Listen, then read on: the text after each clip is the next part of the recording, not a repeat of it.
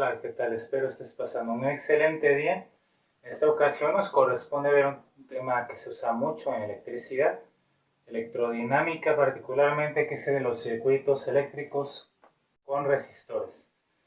Puesto que hay diferentes tipos de circuitos, especificamos que estos poseen resistores que generan resistencias, como lo vamos a ver a continuación. Entonces, pero primeramente, ¿qué es un circuito, no? Un circuito proporciona un camino o un trayecto para el flujo de electrones, es decir, para la corriente eléctrica, como vimos en la ley de Ohm, mediante alambres conductores, son los que van a proporcionar el camino, con el impulso de una batería o un generador eléctrico, y también puede contener otros elementos que se van a simbolizar como los siguientes. Bueno, entonces el resistor es un dispositivo que se simboliza con esta línea en zigzag, y lo que va a realizar es un incremento de la resistencia, como lo vimos ya en el video anterior también, es decir, un aumento en la oposición al flujo de la corriente eléctrica, ¿no? Entonces, este elemento del circuito, el resistor, genera resistencia, que es lo que nosotros vamos a estar calculando en las diferentes situaciones de los circuitos según sea necesario. Algunos circuitos también pueden contener el condensador o capacitor, que es el dispositivo que va a almacenar carga eléctrica. Entonces, ahí vean su símbolo. Son un par de líneas paralelas de la misma longitud y almacena la carga eléctrica. Ahora, la fuente de poder, es decir, lo que estábamos hablando de una batería o de un generador eléctrico, se representa con un par de líneas paralelas, una de mayor longitud que la otra, y en esta simbología la línea más larga es la que posee carga positiva y el extremo de menor longitud que da la carga negativa de esa batería, pila o generador, lo cual va a establecer entonces como fuente de poder una diferencia de potencial o voltaje, como también ya sabemos se le conoce a este término. Es lo que va a permitir entonces que haya un movimiento, una fuerza electromotriz que impulse a los electrones por ese circuito y comience a funcionar, como lo vimos también en el video anterior. Así que es muy importante que tengas claro lo que se ve en la ley de Ohm con todos sus términos para poder entender plenamente los circuitos, porque de otra manera se va a dificultar mucho la aplicación en distintos problemas. Hay una disculpa por el ruido, porque a veces el tren pasa muy rápido o algunos otros vehículos sobre las vías y pues es bastante molesto. Les pido, como siempre, ante esto una disculpa. Los circuitos en serie, ahora, es un arreglo donde la corriente eléctrica sigue una trayectoria única. Solamente puede seguir una sola trayectoria a través de ese camino conductor, como en este ejemplo. La corriente eléctrica, por convención o por costumbre, va a salir del polo positivo y entrará o llegará al polo negativo de la batería o fuente de poder correspondiente. Entonces vamos a analizar el flujo de la corriente eléctrica en un circuito que está en serie. Tenemos aquí tres resistencias o tres resistores, mejor dicho. La corriente entonces pasará a través del resistor 1, luego tendrá que seguir a través del resistor 2 y no tiene otra opción más que seguir a través del resistor 3 para finalmente cerrar o completar el camino conductor o este circuito en serie. Se llama en serie porque las resistencias o los resistores están consecutivos uno tras de otro. Por eso están en serie. Entonces, cuando tenemos este tipo de circuitos en serie, entonces se cumplen estas relaciones matemáticas o fórmulas, como le quieras llamar. La intensidad de corriente total que ha salido por aquí tiene que ser la misma tanto al salir como al entrar. ¿Por qué? Por el principio de conservación de la carga eléctrica. Recuerda, eso lo vimos desde el primer video en este tema. La carga eléctrica no se crea ni se destruye, solamente se está desplazando. En un sistema cerrado, como en este circuito, no puede haber pérdidas de carga eléctrica o ganancias de carga eléctrica. Se tiene que conservar la misma cantidad de electrones que salen de un extremo, es la misma cantidad de electrones que llegan al otro extremo de la batería y así están en constante funcionamiento mientras esta batería proporcione la diferencia de potencial para vencer la resistencia que nos da todos estos resistores. Entonces la corriente total va a ser la misma que pasa por el resistor 1, I1, igual a la misma que pasará por el resistor 2, que es I2, y la misma que tiene que atravesar el resistor 3, que llamamos I3, y así sucesivamente si tuviéramos más resistores en el circuito. La diferencia de potencial total o el voltaje total de nuestro circuito en serie va a ser ahora la suma de los voltajes que se aplican a cada resistencia, a cada resistor. Entonces, aquí para el resistor 1 tenemos una diferencia de potencial o voltaje 1 que será necesario aplicarle para que la corriente pueda pasar por ahí. A través del resistor 2 se requiere una diferencia de potencial o voltaje también V2, que depende igualmente del valor de la resistencia, según vimos en la ley de Ohm. Por el resistor 3 también se requería un voltaje específico, voltaje 3, y así sucesivamente. Si hubiera más resistores, entonces cada uno de ellos tendrá una correspondiente diferencia de potencial o voltaje que habrá que aplicarle para vencer esa resistencia. Hablando finalmente de la resistencia total, que también se conoce muchas veces como resistencia equivalente, RE, la resistencia equivalente sería el resultado de tener una sola resistencia que sustituya a las que posee un circuito. Como en este caso estas tres resistencias serán reemplazadas por una sola resistencia que sea equivalente en su valor a las tres que tenemos ahí o las que sean. Así que de hecho se suman en un circuito en serie, hay una suma de las resistencias directamente, resistencia 1 más la 2 más la 3 más la 4, etcétera, hasta llegar a la enésima o última resistencia que tenga nuestro circuito.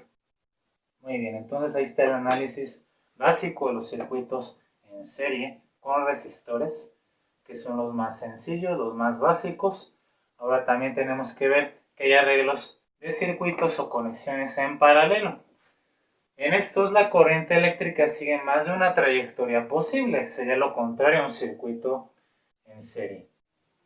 Por ejemplo, este circuito que vemos en la figura, la corriente eléctrica va a poder tomar aquí dos caminos. Parte de la corriente eléctrica atravesará el resistor 1, la otra parte continuará del lado derecho.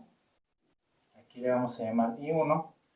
Nuevamente, cuando la corriente llega a este punto de separación o ramificación, que de hecho se llama nodo, ¿sí? Los circuitos en paralelo poseen entonces nodos, que son ramificaciones o puntos de separación de la corriente eléctrica sencillamente.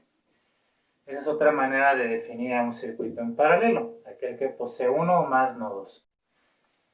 La corriente al llegar al segundo nodo, en este caso, entonces se separa también. Una parte va a pasar hacia abajo por el resistor 2, vamos a llamarle I2, intensidad de corriente eléctrica número 2.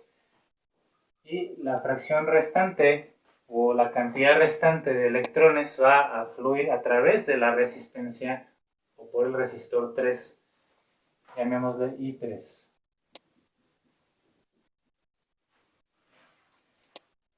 De tal forma que la corriente total que salió por aquí, de todas formas tiene que volver a llegar a la batería de nuevo, pero entonces esa corriente se está dividiendo, ¿no?, entre los diferentes resistores. Por lo tanto, para volver a juntar la resistencia, la corriente total, necesitamos sumar cada una de las corrientes que atraviesan los distintos resistores. Intensidad de corriente 1 más la intensidad de corriente que pasa por R2 más la intensidad de corriente que pasa por R3 más hasta la última que tenga el circuito en paralelo. El voltaje total, ahí sí es diferente, observa, también respecto a un circuito en serie. En un circuito en serie se suman los voltajes de cada resistor, mientras que en un circuito en paralelo son iguales en cada resistor.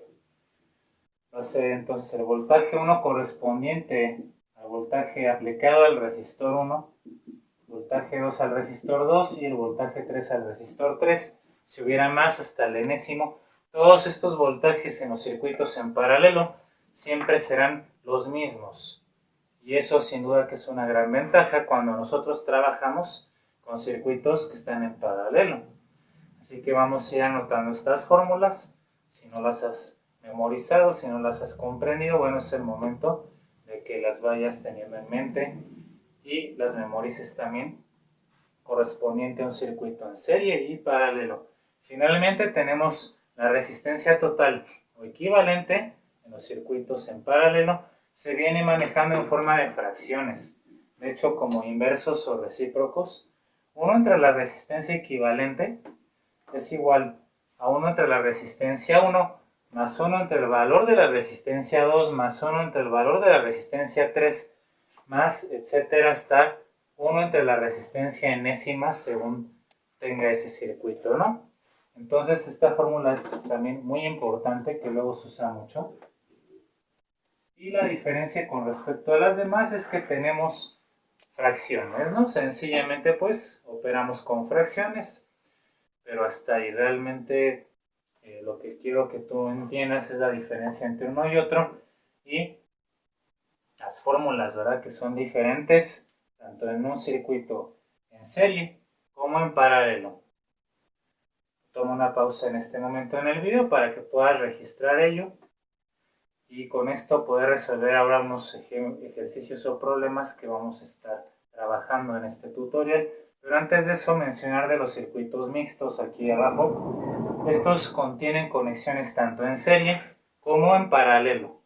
Por eso se llaman mixtos, combinan partes que están en serie con partes que se encuentran en paralelo y también suelen ser muy comunes en los cálculos que nos piden luego en diferentes ejercicios, problemas, ya que muchas instalaciones eléctricas o circuitos de diferentes aparatos o dispositivos pues van a ser mixtos y entonces pues hay que conocerlos en base a lo que ya vimos aquí.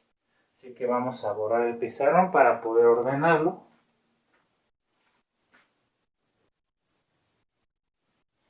Bien, entonces aquí tenemos estos problemas que vamos a resolver aquí, paso por paso. El primero dice: obtener el valor de R, o sea, de la resistencia que vemos en este circuito. En el diagrama de este circuito se muestra el valor de la corriente, que como es un circuito en serie, es la corriente total, 50 amperes. Directamente eso está ya implícito, que es la corriente total. Un voltaje de 30 volts que nos proporciona esta batería. Y queremos saber entonces este valor de la resistencia. Las dos primeras resistencias tienen un valor R directamente, la última resistencia es el doble. Entonces con eso vamos a poder determinar sencillamente sacando R. Así que para poder nosotros obtener la resistencia en base a los datos que están aquí, de hecho tenemos que utilizar la ley de Ohm. ¿Qué nos dice la ley de Ohm? Que la intensidad de corriente es directamente proporcional al voltaje e inversamente proporcional a la resistencia. De aquí entonces estaríamos manejando en circuitos totales, corriente total, voltaje total y resistencia equivalente. De aquí voy a necesitar entonces despejar la resistencia equivalente, quedando en el despeje voltaje total entre corriente total, ¿no? Así nos queda el despeje. Únicamente se intercambian de lugar estos dos para hacerlo ya más rápido. El voltaje total ya lo tenemos, es de 30 volts.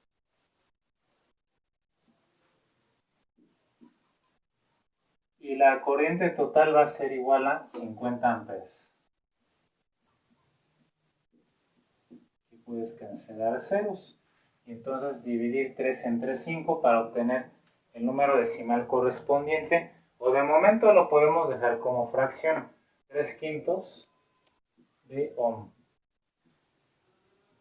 Bien, ahora vamos a calcular la resistencia que está individualmente en el circuito por cada resistor. Para eso tomamos nuevamente el concepto de la resistencia equivalente, pero en el circuito que está en serie. Como acabamos de ver hace un momento, pues es la suma sencillamente, ¿no? Entonces tenemos que la resistencia equivalente es igual a la resistencia 1, que vale R, más la resistencia 2, que también vale R, más la resistencia 3, que vale 2 veces R. Y bueno, esto tiene un valor, como acabamos de ver, de 3/5. 3/5 de ohm, ¿no? Pero es una ecuación de una incógnita, nada más, en R. Términos semejantes, según el álgebra, R más R, 2R más 2R es 4 veces R. Entonces, seguimos aquí abajo, 4 veces R tiene que ser igual a 3/5 de ohm. Despejando R, que es nuestra incógnita, entonces tenemos que es 3/5 del ohm dividido entre 4. Por regla de extremos y de medios, sabemos que quedaría 1 sobre 5 por 4, 20, dándonos entonces un valor de un veinteavo de ohm. Perdón, 1 por 3, 3 veinteavos de ohm, ¿no? En extremos y medios. Ese es el valor de la resistencia R como tal, que serían las dos primeras, resistencia 1, 3 veinteavos de ohm. Al igual que la resistencia 2, la resistencia 3 sería el doble. Si tú multiplicas esto por 2, entonces tendremos 3 décimos de ohm para la tercera resistencia. ¿Sí? Puede ser que venga como fracción, si se quieres manejarlo como un número decimal, entonces en el caso de 3 décimos, sabemos que es 0.3. Y la mitad es 3 veinteavos, o sea, la mitad es 0.3 ohm, sería 0.15 ohm. Si le queremos dar valores decimales, bueno, también ahí está, ¿no? Resuelto el problema. Vamos con el siguiente problema, el siguiente ejemplo. Dice, determinar el valor de la corriente eléctrica en este circuito. Queremos saber la intensidad de corriente eléctrica total que fluye por el circuito, que sale y que entra a través de la batería, de los polos de esa batería. Dado que tenemos 3 resistencias y el dato del voltaje de nuestra pila o generador eléctrico. Entonces, observa que es una conexión en serie o en paralelo. Efectivamente, ¿verdad? Ahora es una conexión en paralelo de estas resistencias. Por consiguiente, necesitamos realizar el cálculo con las fórmulas de circuitos en paralelo con resistores. Por la ley de Ohm sabemos aquí que la corriente eléctrica total es el voltaje total entre la resistencia equivalente. El voltaje total ya lo tenemos porque es el que proporciona directamente la batería. Pero ¿qué nos falta? Nos faltaría la resistencia equivalente, ¿no? Entonces requiere utilizar la fórmula de resistencia equivalente para el circuito que está en paralelo. Como acabamos de anotar, entonces 1 entre la resistencia equivalente para un circuito en paralelo es 1 entre la resistencia 1, que es de 2 ohm, más 1 entre la resistencia 2, que vale 3 ohm, en este caso, y la tercera y última sería 1 entre la resistencia 3, o sea, de 5 ohms, 1 entre 5 ohm. Observa que la unidad también se coloca debajo, como debe ser según la fórmula, al sustituir. Ahora tenemos que realizar la suma de fracciones, para eso el común denominador. Como estos números 2, 3 y 5 son números primos, directamente el mínimo común múltiplo es el producto de ellos tres. 2 por 3, 6 y 6 por 5, 30. 30. El ohm que se repite nada más se coloca una vez, ya que ese es un factor en común. Entonces solamente se coloca una vez, no se multiplica, ni se suma, ni nada. Solo si algo se repite, como ya es común, pues se pone basta una vez. Ahora sabemos que hay que dividir 30 ohm entre 2 ohm. Primero 30 entre 2 es igual a 15. Se multiplica por el 1 que está en el numerador, sigue siendo 15. Ohm entre ohm, ¿qué pasa? Se cancela, ¿verdad? Ya no se anota. Más, lo mismo con la siguiente fracción. Primero los números es más fácil. 30 entre 3 igual a 10 por 1, 10. Y más, 30 entre 5 igual a 6. Y el ohm igualmente se va a estar cancelando. Sumamos lo que está en el numerador. Así entonces la resistencia equivalente, 1 entre la resistencia equivalente, es igual a 15 más 10, que son 25. 25 más 6 igual a 31 sobre 30 ohm. Bien, finalmente, para hacer el despeje de la resistencia equivalente, porque aquí no se encuentra despejada, es muy sencillo. Aplicamos recíprocos, que es voltear ambas fracciones a ambos lados de la ecuación para que esta no se altere y entonces sea válido ese paso. Esto implica que entonces la resistencia equivalente es, volteamos también esta fracción, 30 ohm dividido entre el número 31. Esa fracción no se puede simplificar, está casi en el 1, ¿no? 30 dividido en 31, un poquito abajo del 1. De manera exacta estaríamos diciendo que hay un valor de 0.97 redondeado a 2 dígitos decimales, que es un buen criterio. Ohm, ¿no? Es la resistencia equivalente, casi un ohm. Bueno, entonces como también ya tiene la resistencia equivalente, entonces de la ley de Ohm vamos a sustituir, ¿no? Para nosotros calcular directamente ya la corriente eléctrica dividiendo el voltaje total del circuito dado por la batería, 70 volts, entre la resistencia equivalente que está en paralelo, ya la calculamos, 0.97 ohm. Por lo tanto, en este caso, el flujo de corriente eléctrica va a ser igual a 72.16 amperes.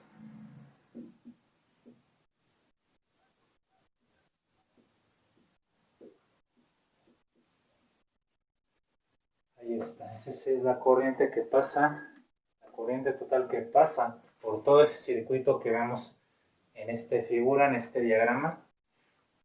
Finalmente vamos a hacer un ejemplo de un circuito mixto. Los circuitos mixtos más que nada se aplican para situaciones de conexiones con focos. Los focos o bombillas con filamentos se consideran resistencias. De hecho, lo que hace que se ilumine esa bombilla es un filamento que contienen dentro y que cuando adquiere cierta temperatura empieza a emitir luz, pero también emite calor. Entonces, una consecuencia de todas las resistencias es que generan el calentamiento de los dispositivos o aparatos electrónicos que poseen circuitos en su construcción o su diseño. Por eso cuando tú conectas la televisión, conectas la computadora, conectas una lámpara, ¿qué pasa con el tiempo? En cuanto a su temperatura va aumentando, ¿verdad? Eso lo hemos visto todos. ¿Es debido a qué? A la resistencia. En el caso de las bombillas, además de generar calor, también se genera energía luminosa, que eso es el objetivo que pues, se buscaba en su invención. Así que dice, si se funde el filamento del foco 3, ¿qué ocurre con los demás focos, no? Entonces este foco 3, su filamento se funde, ya no lo vamos a tener. ¿Qué pasa con los demás focos, no? Con el resto de los 7 focos. De entrada, esto es con un análisis de corriente nada más. Vamos a analizar la corriente eléctrica. Recuerda, por convención, por regla, en circuitos tiene que salir del polo positivo, que es la línea más larga, y entrar en el polo negativo. ¿Sale? Entonces sigue esa convención y analicemos la corriente eléctrica. Pasa por el foco 1 sin problema, así que le ponemos una palomita porque sigue encendido. Cuando la corriente eléctrica llega a este punto, vemos que se ramifica hacia arriba y hacia abajo, es decir, que aquí ya tienes un nodo. Y estos focos que vemos 2, 3 y 4 están conectados en paralelo respecto al foco número 1. Entonces es un circuito mixto, por esa razón tiene partes que están en serie, como el foco 5 con el 6, ¿no? La corriente pasa uno a continuación del otro, pero aquí tenemos nodos. La presencia de nodos me indica, recuerda, automáticamente partes que están en paralelo. Entonces, la corriente eléctrica que pasa por el foco 2 no tiene ningún obstáculo para seguir y entonces se alimenta con energía el foco 2 y enciende. Esa corriente, vamos a llamarle I2, va a continuar a través de este punto donde se vuelve a unir la corriente. Sin embargo, el problema es que el foco 3 se funde. Entonces, al fundirse, ¿qué ocurre? Realmente el filamento ya queda roto y no puede conducir la corriente eléctrica. Así que si no puede conducir la corriente eléctrica, no va a poder llegar esta misma al foco 4. Y así el foco 4 se va a apagar también. Automáticamente se apaga, ya que el foco 4 respecto al 3 está en serie. Uno a continuación del otro, entonces. Como consecuencia, entonces se apaga, más bien, debido a que se fundió el foco 3. Sin embargo, aunque aquí ya no pasa corriente, ya no hay corriente por aquí, por esta rama, el foco 5 ¿de dónde obtiene alimentación? Obtiene alimentación de la corriente 2, que sí pudo pasar por el foco 2. Y todos los demás focos 5, 6, 7 y 8 seguirán encendidos. Sin embargo, aquí ya vamos a tener pues una pérdida de 2 focos en el circuito, ¿de acuerdo?